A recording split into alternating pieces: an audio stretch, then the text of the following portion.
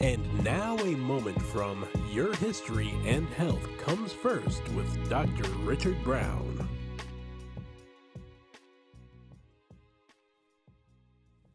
Hello, welcome back to my podcast. Your History and Health comes first. I'm Dr. Richard Brown, and it is February. February is Black History Month. February is Healthy Heart Month. February has Valentine's Day in it. February is the month in which President Biden has sent millions of N95 masks to the population to prevent the ongoing spread of COVID-19. So there's a lot going on in this month. And so we're going to talk about it today. So let's get started. So every February, the nation celebrates Black History Month by honoring the contributions of African Americans and what they have done through history and the achievements they have made. But also, we have to recognize that the fight for racial justice continues to this day. And this year, the theme is Black Health and Wellness. And it is outlined by the African American Association of Life and History, and they're headquartered in Washington, D.C. So let's go through a few facts about this month where Black history is concerned. The current population right now in America amounts to about 46.9 million Black African Americans, according to the U.S. Census. About 89% of these African Americans are between the age of 25 and 25 and older, have a high school diploma, which is good. It used to be against the law for us to read, and I'll mention that a little later. Secondly, I want to talk a bit about the founder of Black History Month, who is Carter G. Woodson. So he was the first person that had the idea to create a Black History Month celebration. He was born in 1875, actually 10 years after slaves were freed. So he was born in Virginia, and he was a newly freed slave. And he later earned a PhD in history from Harvard University. He was the first Black to earn a degree from Harvard University in history. He was concerned that Black children were not being taught about their ancestors, about their achievements in American schools and in the especially in the 1900s. It's very ironic that it seems that white people, former enslaved people owners, seem to be now concerned about their children hearing about true history. They don't want their children to be uncomfortable listening to or reading about and learning about the history that America has as its core during its early days. And so they want to ban certain books. They want to prevent certain information to be distributed to Americans, to people who don't know their history. And both Black and white should know their history. Because if you don't know your past, then you're subject to repeat the issues and the problems and the mistakes of the past in the future. We've heard that before. So it's very, very true. So first there was a Negro History Week, which took place, I think that took place early before the 1960s. But then Carter Woodson came up with making it a month. So the month of February was picked for Black History Month because it contained the birthdays of President Lincoln. It's also the birthday of Frederick Douglass. Lincoln was born in February. Frederick Douglass didn't really know his birthday, so he took February 14th as his birthday. So 50 years after the first celebration, President Gerald Ford, he recognized Black History Month at the country's 1976 bicentennial. He called on all Americans to seize the opportunity to honor the too often neglected accomplishments of Black Americans in every area of endeavor throughout our history. And some people took note of that and began to celebrate that. But then 40 years after Ford's recognition of Black History Month, then we got President Barack Obama, and he delivered a speech partially from the White House about Black History Month. And he said that Black History Month shouldn't be treated as though it is somehow separate from our collective American history. We somehow should not think that it was just boiled down to the compilation of some of the greatest hits, from the March on Washington or from some other sports heroes. It's about the lived, shared experience of all African Americans.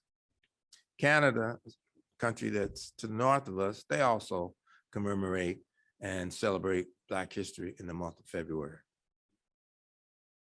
Interesting though, at the time of the Negro History Week's launching in 1926, Woodson believed that teaching of Black history was key to the physical and intellectual survival of the race within society.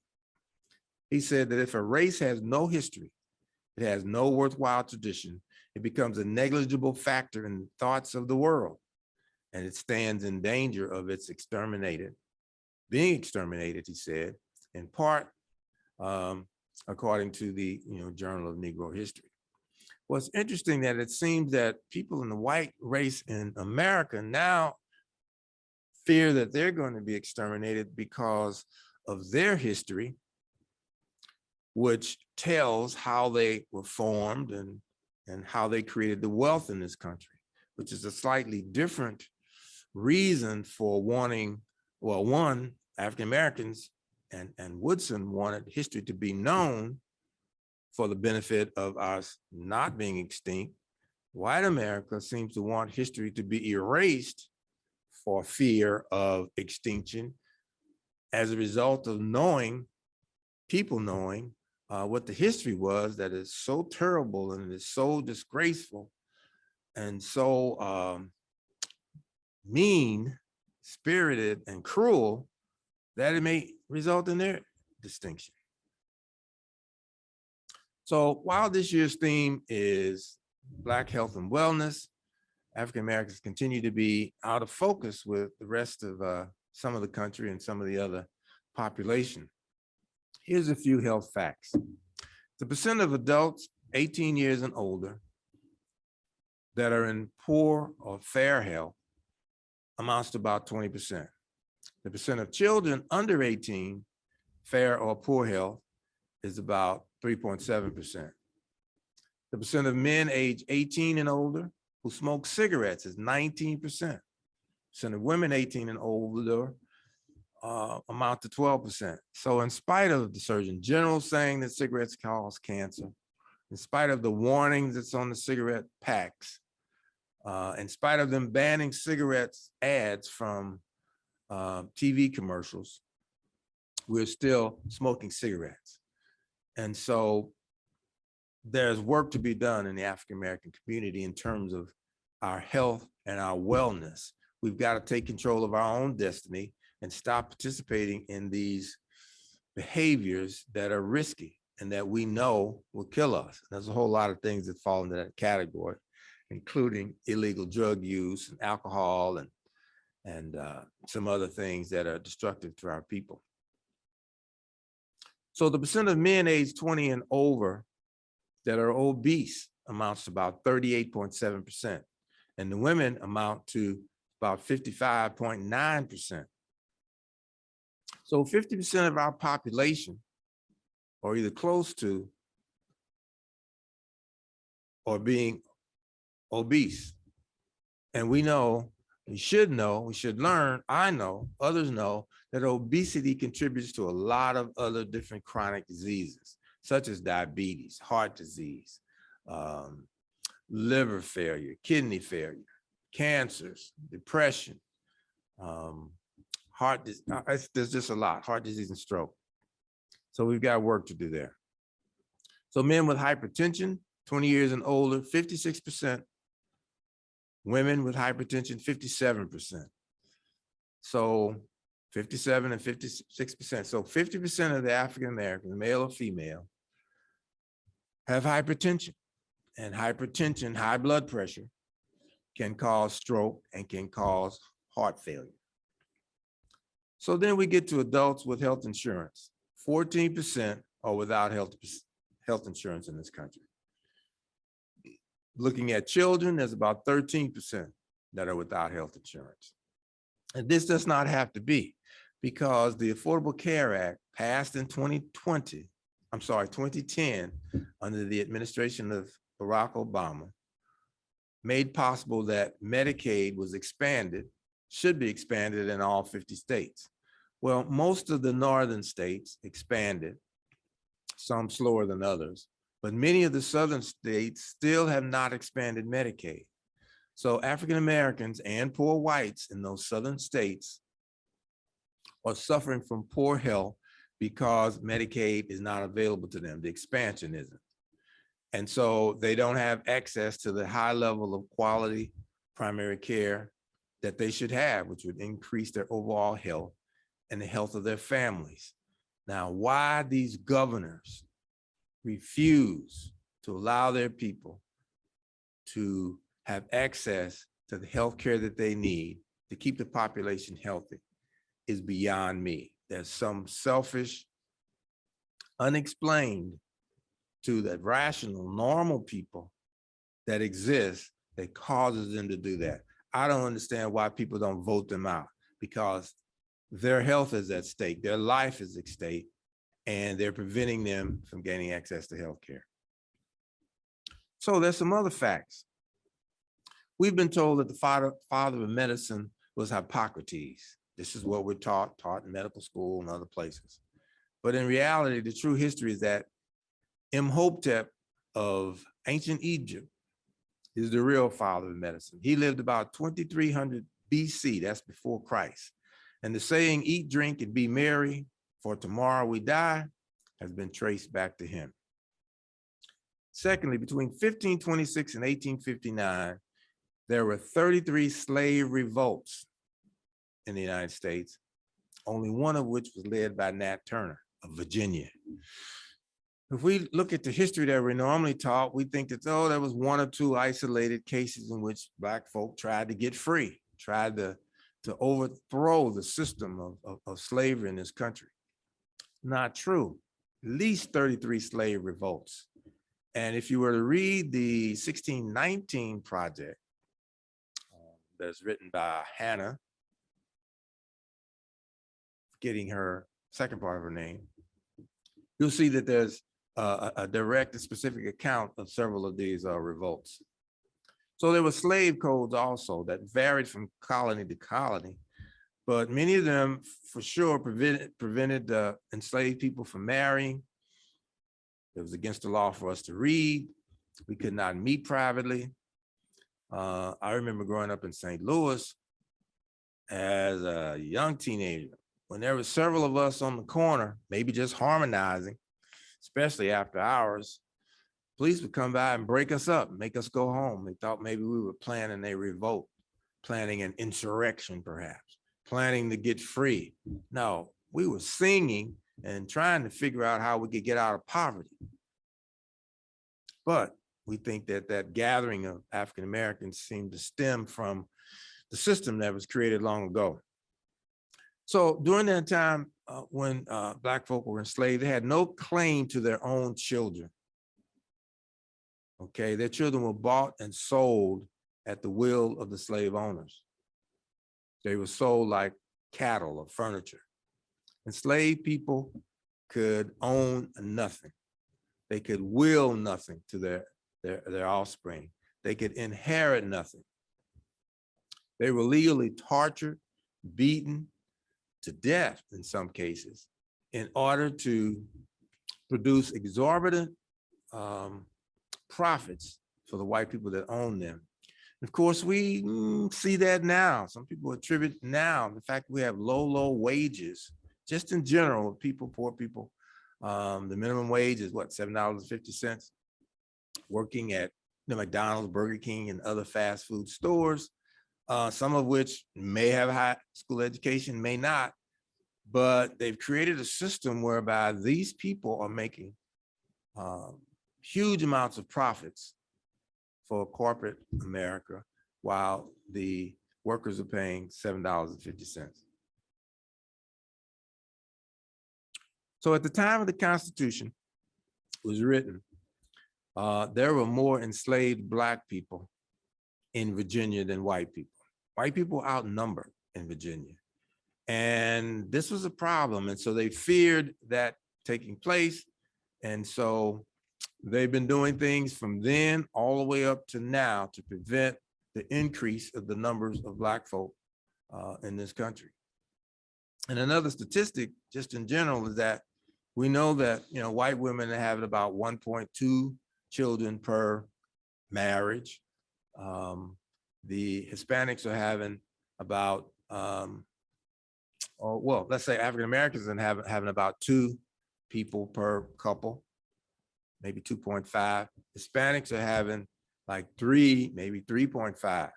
And so when you do the arithmetic, eventually there will be more people of color in this country than white. And if you block the borders and keep people from coming in from Black countries as well as Hispanic countries, then the handwriting is on the wall. And so thus we've got a lot of effort to reduce the population of minorities in this country.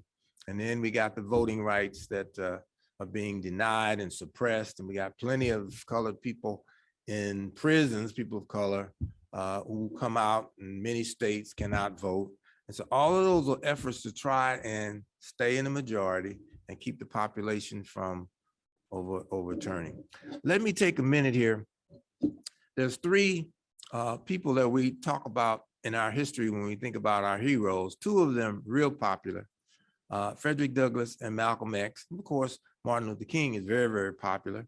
There's another Rap Brown who isn't so popular, but I want to take a moment, and we know all the quotes. We've heard all the quotes from Martin Luther King, but I want to read to you some quotes from a couple of these other individuals that we I believe that are heroes. So Frederick Douglass said in 1871, he said, "Assault compels defense. I shall never ask the colored people to be lambs where the whites insist upon being wolves. And yet no man shall outdo me in efforts to promote kindness between the races. But I know there can be no peace without justice, and hence the sword." This is Frederick Douglass, 1871. Another quote I want to read for you is from, let's see here. I believe it's from Frederick Douglass. We got Frederick Douglass. We got Malcolm X. Okay. So Malcolm said, "The cornerstone of this country's operation are economic and political strength and power. The Black man does not have the economic strength, and it will take time for him to build it. But right now, the American Black man has the political strength and power to change his destiny overnight." Rap Brown said in 1967, "Our will to live must no longer supersede our will to fight, for our fighting will determine if our race shall survive." So I say that to you to say that we must fight for equal rights. We must fight for recognition and opportunity in the financial world. We must fight for rights in housing, voter rights. There's always something that we have to fight for. We've been fighting for it since we've been on this continent. But let me go to heart health. February is heart health, as I mentioned. And so I want to let you know that approximately 2,300 Americans die of cardiovascular disease each day, an average of 1 death every 38 seconds. It is the leading cause of death for men and women in the United States. 1 in 4 deaths are due to heart disease. The good news is it can be prevented. When people make healthy choices and make decisions to manage their own conditions, we can prevent some of the heart attacks. Strategies to prevent heart disease. Number 1, you should know your blood pressure. And if it's high, you must do something about it. We know that exercise regularly and eating proper foods, healthy foods, can help with that. You also must see your doctor and take your blood pressure medicine if it's prescribed. So, Valentine's Day. I'm going to tie this into the heart as well, the heart health. So you must treat your heart and your family with love during Valentine's Day. This is a great time to make healthy decisions and choices about your life. So whether you celebrate Valentine's Day alone or on your own or with someone else, you should take this time to take some healthy steps to celebrate Valentine's Day. A couple of things you can do. One, you can plan an activity that encourages physical fitness. Regular physical activity can help control weight, reduce the risk of heart disease and some cancers. It improves mental health. It improves your mood. It can also increase your chance of living longer. So that's very, very key. Physical fitness, you got to have it in your life. If you don't, your muscles will atrophy. You won't be able to walk. You won't be able to lift your arms if you didn't move every day. Another is treat yourself with love by ordering some meals or developing, creating, cooking meals that include healthy options, foods that are low in saturated fat, low in salt. Also, you should limit your sweets. I have a addiction to sugar, to sweets, so I have to focus on that all the time. I have to limit my intake of sugar. And every time I pass by Krispy Kreme, I just have to say to myself, get thee behind me, Satan. But every now and then, maybe once a month, I'll go in there and I'll get 6 donuts, glazed, maple, lemon field. And I'll take them home and I'll share it with the family though. So another tip is, along with giving cards, letters, flowers, you should present them with the gift of taking them to the doctor. I mean, that huge teddy bear might get you some points. That chocolate may get you some points. But taking your loved one to the doctor will definitely give you points and keep you alive, keep your family alive, and keep you in shape. Another point is that you must educate your youth on the importance of heart health. Help children to understand that a real heart is more than just that shape that they know about, but there's a heart inside your body that requires exercise, and that exercise strengthens the heart. And so the other thing I want to talk to you about lastly today is the fact that we have N95 masks delivered to millions of people in the United States as of February. And they were delivered by the postal workers. If you see a postal worker, know a postal worker, you should thank them, because they spent lots of hours packing these N95 masks and then shipping them. And they've done this in the face of tremendous shortage right now. There's about 20,663 workers missing from the postal service because of shortages, and in some cases because of COVID-19 and absenteeism. So thank a postal health worker, because they've done a tremendous job of providing an environment, well, these toolkits that will help to save American lives. So they're a tremendous credit to public health. So again, I want to thank you for listening today, but I want you to also control your destination, take that vaccination, keep your New Year's resolutions for your health, and until next time, your health and history comes first. Thank you. This has been Your History and Health Comes First with Dr. Richard Brown. And you can leave suggestions at ewcfacts@gmail.com. That's ewcfacts@gmail.com. This has been an EWC Communication production.